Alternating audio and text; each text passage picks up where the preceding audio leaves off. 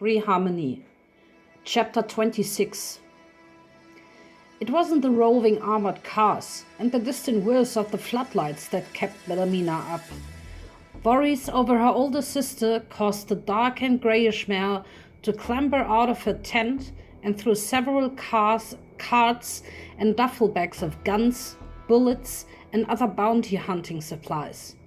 In one bag, she procured a set of spiked horseshoes she used to climb up a tree, where her sister contented herself on sleeping on the thick branch of the tree that overlooked Drug Prison. Sleeping was a relative term in bounty hunting life. A pony such as herself and her sister could barely afford a few hours' worth of sleep when in hot pursuit of their prey. Yet Bella could never get used to what she saw when she reached the branch, and still she remained creeped out. Supposedly, Ingrid mastered the art of sleeping with her eyes open, and these eyes barely twitched or blinked when Bella came within its apparent line of sight. "How long are we going to camp out here at Everfree's Edge?" Bella asked. "It's almost been a week, and Rebel Applejack still hasn't escaped." The way Ingrid woke up was also creepy. Her wide-open eyes finally blinked normally, and she cracked her neck like a freshly wound-up automaton. Fortunately, Ingrid kept her machete within its sheath, and the sniper rifle rested over her shoulder. Otherwise, she would have slit Bella's throat or shot her point blank if she were any other pony.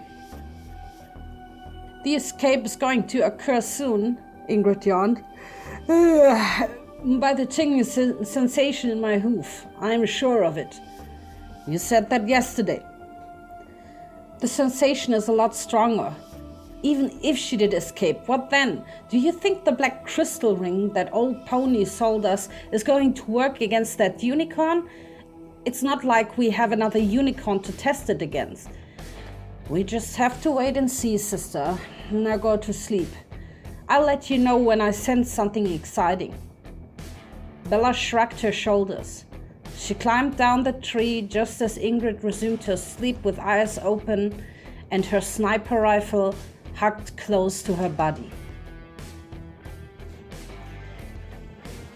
It had almost been a day since Pinky had left to search for the element of truth, and that day was the most torturous wait for Applejack. The rebel mare feared the worst as she paced around her cell late at night and bit at her hoofs at the occasional hour. Applejack repeatedly convinced herself that Pinky had been stalled from returning to her. She almost expected her former cellmate to suddenly explode from the toilet and garbed in a colorful hoof spaniola flamenco dress. But that never came to be. Too tired to wait, Applejack slept late only to wake up a few hours later for breakfast. Mrs. Cake was chipper as usual, and her crimson mane and her body started to gain some volume. At least that was a sure sign that Spike was still around. The orange pony sat at her usual table completely alone and isolated from all other prison mares, whose numbers appeared to be thinning by the day. The cult of Twilight still kept their eyes upon Applejack, whereas their latest recruit, Golden Harvest, could not bear the shame of looking directly at Applejack, if she was the one who ratted Pinky out. "Attention all prisoners," cried the overhead PA speakers. "In 5 minutes, Warden Bonbon will be making an important announcement. Please direct your attention to the overhead monitors." This was a first. So far, those televisions only showed news propaganda and old movies, but Applejack never expected that the prison would have its own television studio, or at least a decent video camera. The visage of Bonbon in her dark green uniform manifested on the monitors, and she appeared to be sitting in a small office, with a single window for a wall. "Ladies and gentlecolts," spoke Bonbon, It has come to my attention that high treason has been committed against the Republic of Gaia by none other than Pinkamena Diane Pai, who is actually none other than Lieutenant Surprise of our enemy nation, Pegasopolis. Miss Surprise has purposely clipped her own wings and infiltrated our fair society as a petty criminal for the sole purpose of undermining our cause and our peace across our country. Her infiltration was the sole cause of destruction of Appaloosa, which resulted in the loss of over 1,000 innocent Earth pony lives. We all have been taken as fools to the antics of Miss Pai. Many of you, as well as I, have befriended her. But Gaia is a peaceful nation of laws.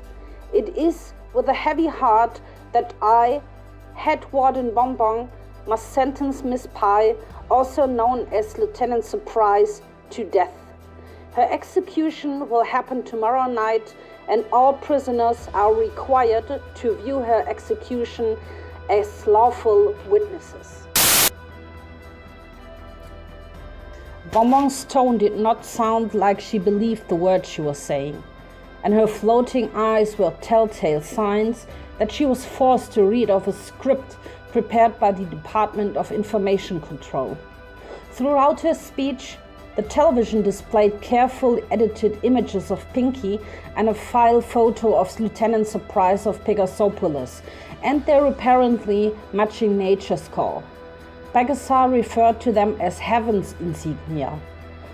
Almost every prison mare in the cafeteria wailed in distraught at such blatantly false accusations.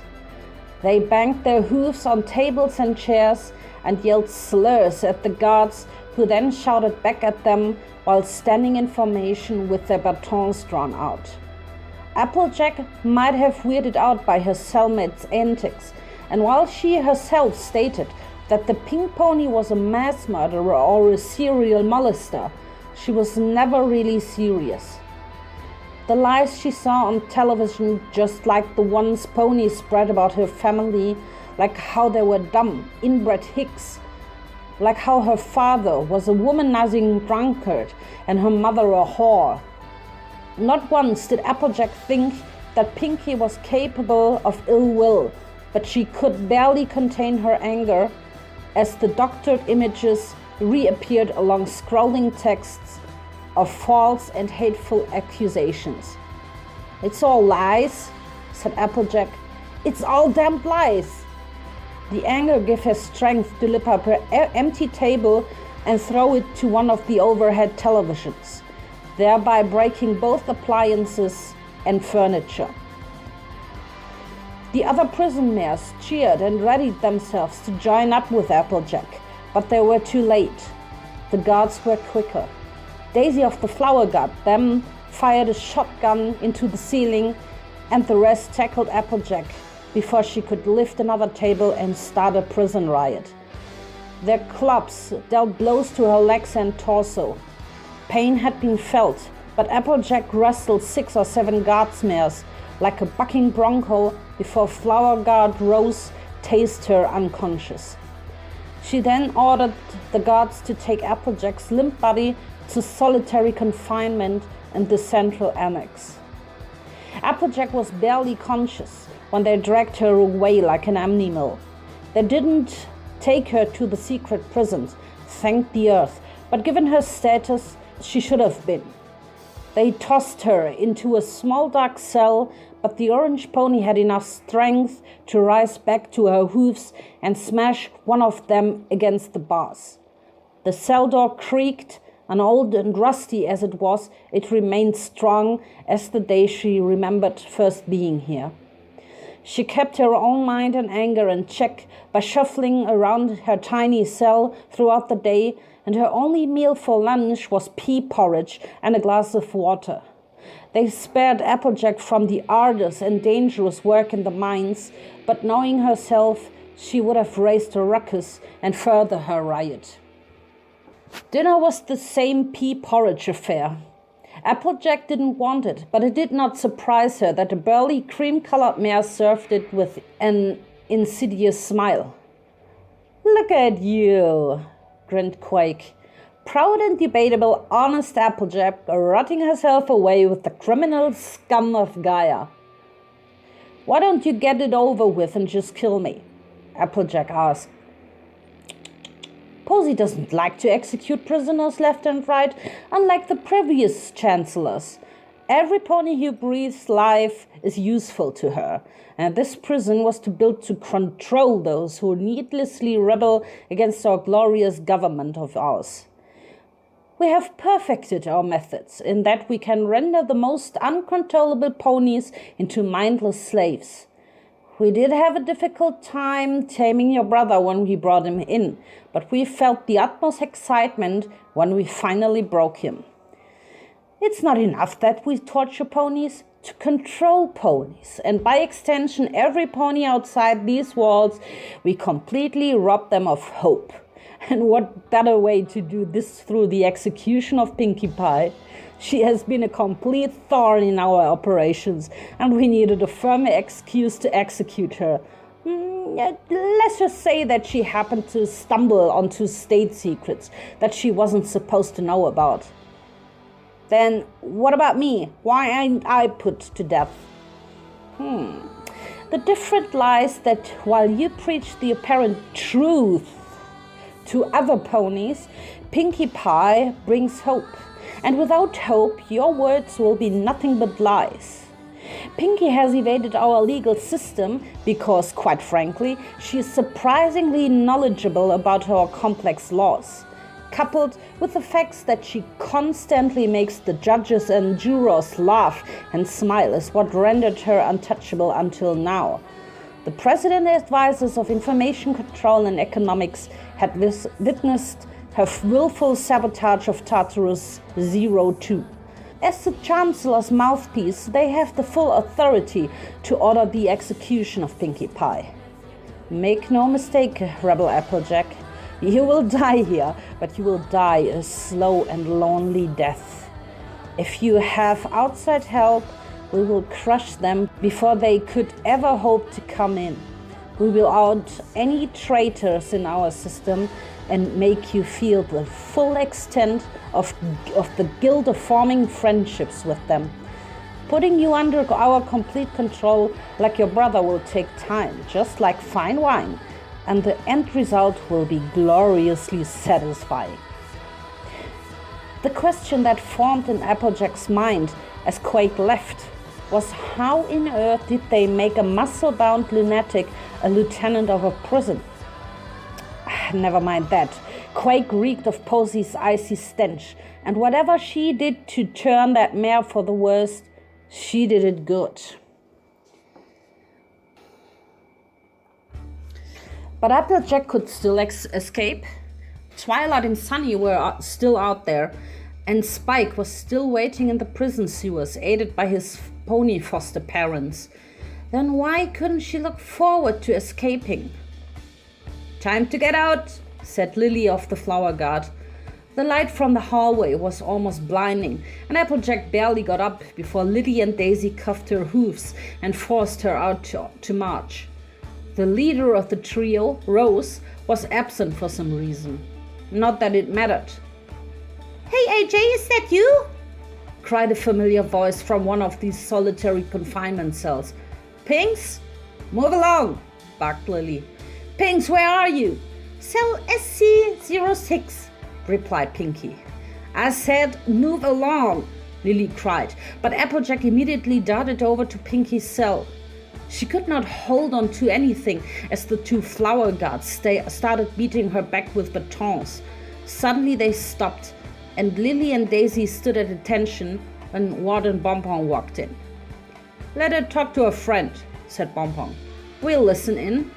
But the lieutenant said to, "I am the head warden here, and whatever order she gave to you will be overridden this instant. Let the two talk." Lily and Daisy stepped aside to allow Applejack have a talk. Well, she couldn't discuss any plans of escaping out in the open, but she could not waste what could be her last words to her pink friend. Applejack stood on her hind legs to peer through the viewing pod but came awfully close to Pinky's face. Hi! You seem awfully happy today. I have to, because tonight is going to be my last night alive. Gosh, there's a lot of things I need to do. Execution. But seeing that I'm in solitary confinement, there's nothing much to do. I can think about all the things I did to make every pony smile. Ooh, I can even sing. Damn it, Pinky, can't you at least act serious just this once? You're going to be executed. They're gonna kill you over some bald-faced lies. Why do you have to be so damn happy about all this? Why shouldn't I be? I had a good life so far. But dying ain't gonna make any pony happen. Sure it can. All you have to do is remember how much I made you all smile. I will go down in history as the mare who can turn Peninsularity into a 9-tie party. Actually, I never tried to do a 9-tie party, but I do know that you can spell Peninsularity without party. This ain't right. Applejack wept. Why of all ponies do you have to die? Oh, please don't cry, Applejack. You have to keep your chin up, because there are ponies outside waiting for you. I know, but Applejack, you have to finish up, said Bonbon. Pinks, what shall I do now? Now? Asked Pinky. You have to take care of Gummy for me. He doesn't have any teeth, so you'll have to chew his fish up and feed it to him. It'll taste gross at first, but you get the hang of it. Also, you have to promise one thing for me. Which is? Promise me that you won't watch my execution. I want you to remember how I lived, not how I died. I promise. Do you Pinky promise? What's a Pinky promise? This is a Pinky promise. Cross my heart, hope to fly, stick a cuphead in my eye. Repeat after me. Applejack had to oblige, because she was starting to worry her happy-go-lucky cellmate. She made sure to close her eye in time when she poked her hoof in on it. The guards mare Lily and Daisy pulled Applejack away and escorted her back to her cell. Unexpectedly, Bonbon had accompanied them and remained looking over Applejack a while after the guards left with an empathic eyes. If you want, you can come to my office where you won't be forced to watch the execution, said the warden. Just let Daisy know. Why the hay should I accept help from a government pawn like you? Because I too know the value of friendship. And here in this prison, you have to cherish it, no matter how much the odds are stacked against you. If you're being all nice to him, then why don't you stop the execution? I am powerless, Miss Applejack. Teddy and Ace may only be president advisors, but they represent the will of the Honorable Chancellor Posey. Please don't make this difficult for the both of us. At the very least, you be allowed to live as long as the experiments continue. The warden left. Applejack was alone again, but only for a few hours. Not long after she finished brushing her teeth, the toilet made a sound that sounded almost like a reverse flushing. Gummy suddenly shot up from the bowl like a rocket and splash landed on the floor before bouncing up again. Then he clamped his toothless jaw onto Applejack's ear. For an alligator without teeth, that stung. Gummy was sure a weird one, but the orange pony hardly paid any mind since Pinky was always taking care of him. That, or Gummy was always hiding and emerging at the most opportune time. Right now, the baby alligator nibbled on the mare's ear, which meant he must be hungry after his swim through the sewers. Based on her recollection of her cellmate's zany organizational abilities, Applejack rummaged underneath the top bunk mattress to procure a can of sardines. Only a few times did Applejack chew on meat to stop her stomach from growling during her travels across Gaia, and she could never get used to a food group carnivores devoured of from the flesh of others. The fish tasted oily, greasy, and somewhat rough, and Applejack quickly readied a funnel pulled from underneath Pinky's bed to spit Gummy's dinner through. The baby alligator lapped it up like how a chicken receives food regurgitated from its mother. Applejack watched him for a while to make sure he didn't choke. After blinking his blank eye for a bit, Gummy threw up on Applejack's face. "Dang nabbit!" Applejack went over to the sink to wash herself off. Amongst mucky mess of puke, there was a small but solid sheet of cardboard or plastic with legible markings, and drawn off it was a sewer map to the secret prison. Applejack smirked. It was just like Pinky to give her a roundabout method to extract the map from Gummy's stomach. She almost wanted to give the gator a big old hug, but was busy feeding himself with a baby bottle filled, which could be processed meats. She could now get back her element and escape, but after what her cellmate had done so far, she could not allow such a pony die for a crime she did not commit. On the morning of the execution, Applejack immediately convinced Mrs. Cake to let her into the kitchen storeroom. Here, she made contact with Spike, but not to plan an escape, but a rescue. You want me to go into the secret prison and get back your element?" the little dragon repeated as he received the stiff and soiled map from the orange pony. You don't have to do it, if it's too dangerous," said Applejack.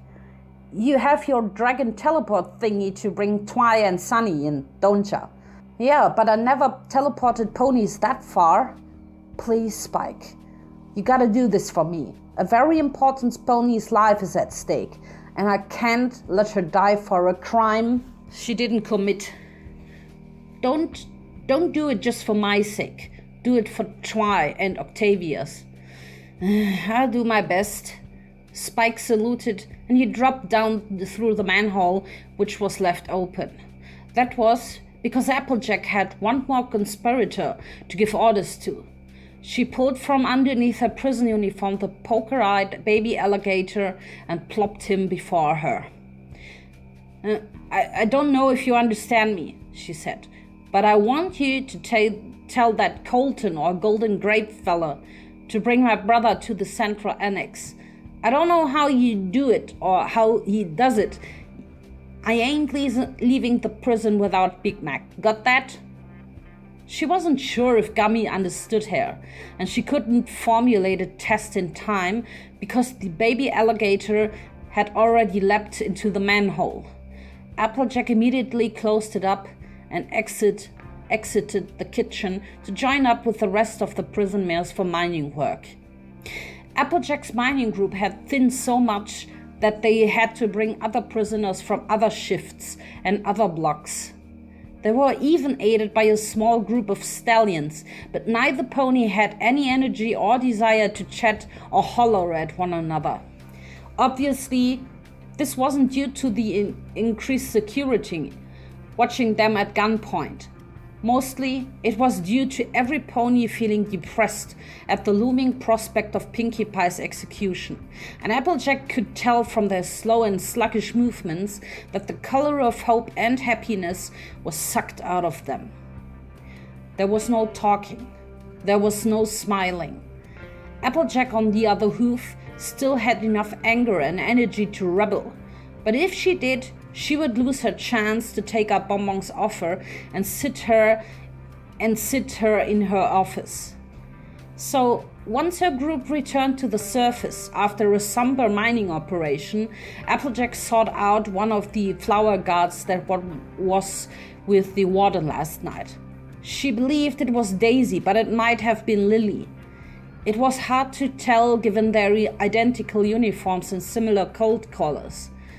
Through one of the flower guards, she notified Bonbon that she wished to remain in the office during the execution, but she would not be escorted until 15 minutes before. That did not give her a lot of time, but Applejack couldn't complain after such an opportunity had presented itself. In the hours before the execution, Applejack paced herself in her cell and drank a few of the leftover sarsaparilla bottles to keep her mind focused and energized. Then she prayed to Twilight's celestial gods that she would succeed in her rescue and eventual escape. Then she downed what could be her last sarsaparilla bottle. When the flower gods came to pick her up, they brought hoof cuffs, as expected. The rebel mare willingly allowed herself to be restrained as her escorts took her to the halls of the central annex and into Warden Bonbon's office. Here, the intimidating visage of Posey looked down upon Applejack on the form of a portrait on the wall. The television was off, and Bonbon had unwrapped another confectionery for her nervous consumption while Applejack sat on a guest chair across the desk. The two were alone now. The secretary supposedly had been sent away, and the flower guards were just outside the halls. There was no opportune time, but only if Applejack could figure her way through the hoof cuffs. "It was Pinky who helped me hook up with Professor Heartstrings," said Bonbon. "What I mean by hooked up, I mean befriended Professor Heartstrings." "Uh-huh," said Applejack, not entirely focused on the warden's reminiscing. She really hated that portrait of Posey, and both it and Bonbon distracted from her escape.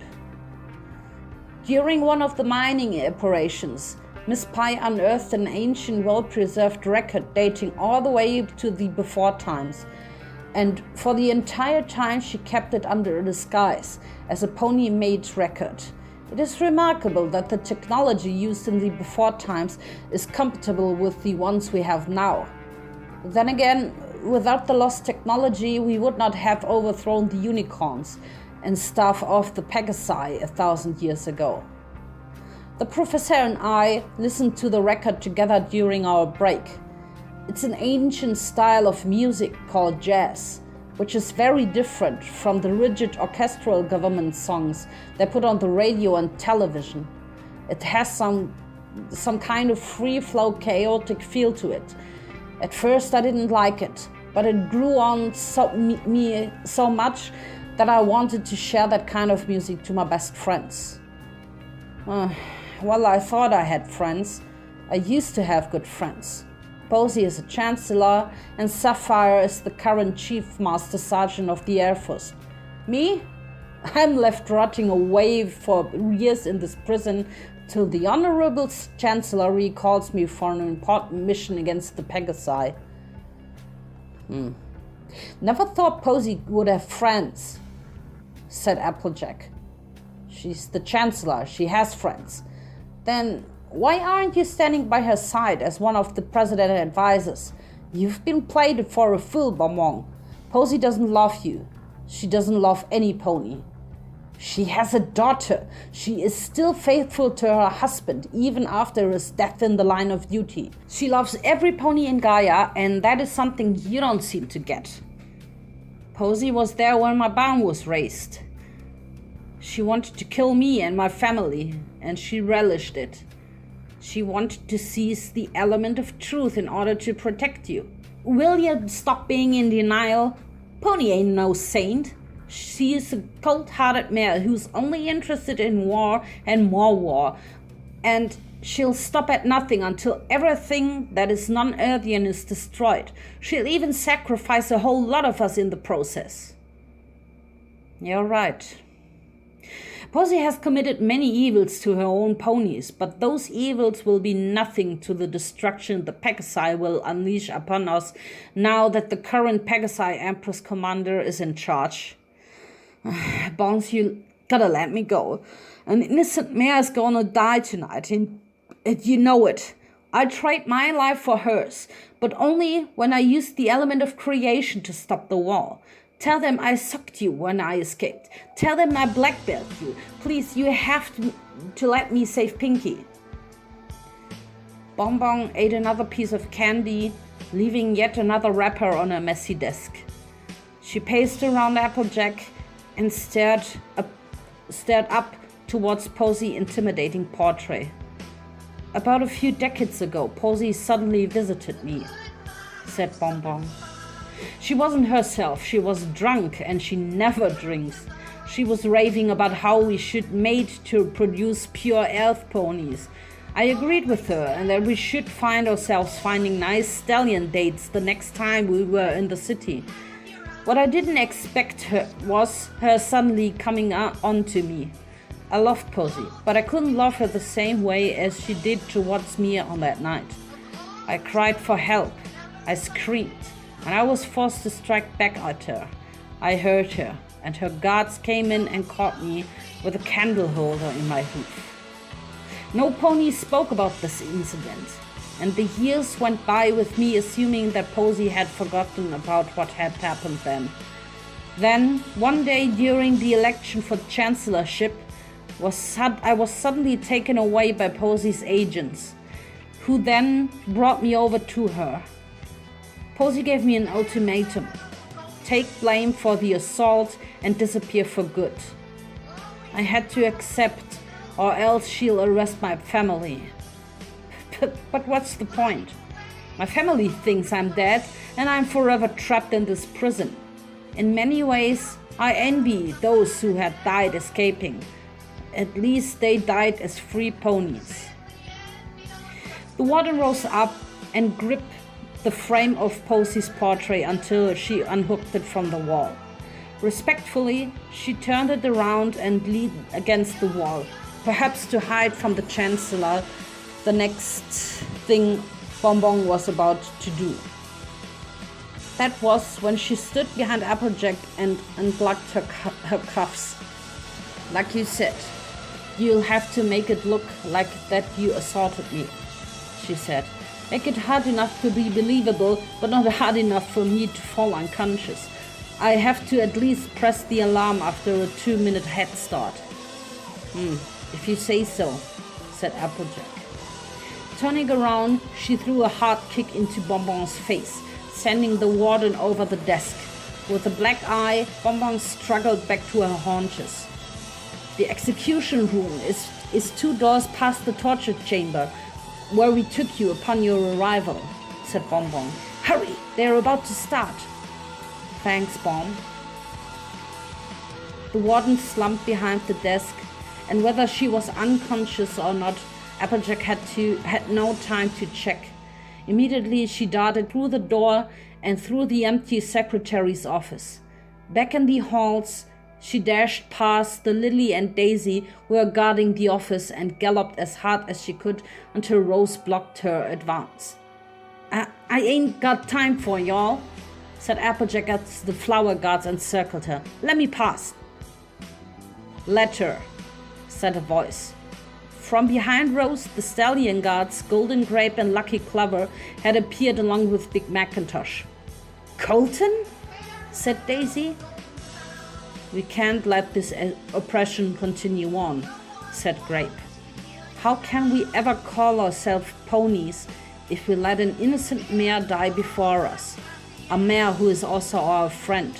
But we can't disobey the lieutenant. Do you know what she'll do to us if she learns of our disobedience? We'll be arrested, tortured, and you won't just be able to get your vineyard back. We'll never see each other again. We owe everything to Pinky, each one of us. Rose, Lily, you agree with me, right?" Rose and Lily winced as they lowered their heads. Clearly they owed Pinky, but at the same time they too were also intimidated and controlled by Lieutenant Quake. In their hesitation to act, the so-called Xylem alarm rang, and the overhead lights pulsed red. Down the halls, doors burst open, and the march of guards and clone soldiers thundered on the concrete floor. Big Mac stepped past Rose and gave Applejack the very same apple Pinky left him. "Let's go save Pinky, sis," he says. Then Gummy slithered out of his mane and landed on top of Applejack's head. Big Mac, he could talk now. Well, he hardly talked, even in his youth, but to hear his true voice once more almost drove the orange pony to tears. She wanted to hug him, hold him tight, and feel his beating life beneath his chest. The tearful reunion would have to wait. The clones were stampeding closer. "We'll keep the guards and clones at bay," said Grape. "Now go!" The brother and sister, plus one baby alligator, galloped off. The further they galloped, the more the lights flickered. Behind several doors in the hall, they heard Pinky's snorting laughter from the television speakers. "Do it again!" they heard her cry. "Do it again!" The rebel mare gritted her teeth, hoping that the execution had not started and that they would only torturing her instead. The closer they arrived to the execution chambers, the more guards and clone soldiers appeared, and the latter outnumbered the former 2-on-1. These faceless, magical and soulless abominations were apparently part of the Ace and Teddy's entourage, full evidence that the two president advisors had yet to leave the prison. The brother and sister eventually began receiving the full brunt of the clone soldiers' programmed wrath. Flying bullets grazed Applejack and Big Mac's skin, and enemy boots bruised their bodies. A stone throws away lay the single metal door to the execution chamber, but 4 heavily armored clone soldiers stood in front of it to thwart the siblings' advance. Well, the heavier they are, the harder they would fall. Applejack ready to buck them into Kingdom Come if they didn't move out of the way, but instead Big Mac threw into his sister's mouth a key card she was assumed was meant for the door. "I hold these 4 offs, little sis. Save Pinky," he cried. Big Mac rushed and tackled the 2 heavy clones to the concrete before duking out the remaining 2. She wanted to help him, but his eyes told her forget about him and go on. It's not like he could accompany her. His skinny build defied the impressive strength he mustered to hold down one soldier with both of his hind legs and another by his own mouth. The other 2 downed clones were getting up, and he could only buy her so much time. Quickly, Applejack swiped the key card, jumped in, and slammed the door behind her. In a large room, 4 cameras surrounded the pink pony from all 4 corners. She sat restrained and wired on the electric chair, bleeding from her eyes, nose, and mouth. And despite all that, she continued to laugh and smile with snorting glee. "Do it again!" "I'm sure it's working this time," cried the black-hooded executioner by the switch. Applejack wasn't sure what was going on. Pinky was still alive, and now she had the chance to save her. Before she could even make a short trot, Quake leapt out from the side and shoved the rebel mare against the wall, where Pinky, in her horror, could see her struggling to free herself. Then, to Applejack's astonishment, Pinky's poofy mane and tail literally started to deflate into flat bangs, and her color became grayer. "AJ, what are you doing here?" asked Pinkamena. "I told you not to watch me die." "But you didn't tell me not to rescue you," gagged Applejack. "Lieutenant Quake, please don't let her watch. Get her out of here now." "I don't think I could," grinned Quake. "This is the perfect opportunity to destroy all hope in this wretched apple. Executioner, throw the switch." I'm begging you, please don't let her see this. Please, oh please, don't let her see us. I don't want her to see me die. Do it now!" The pink pony's tearful pleas were unheard. To every pony who had admired her, this was going to be the last image of her they were going to see. A sad Pinkamena Diane Pie who had exhausted all happiness and hope. The executioner, after a brief moment of hesitation, pulled the switch for the final time.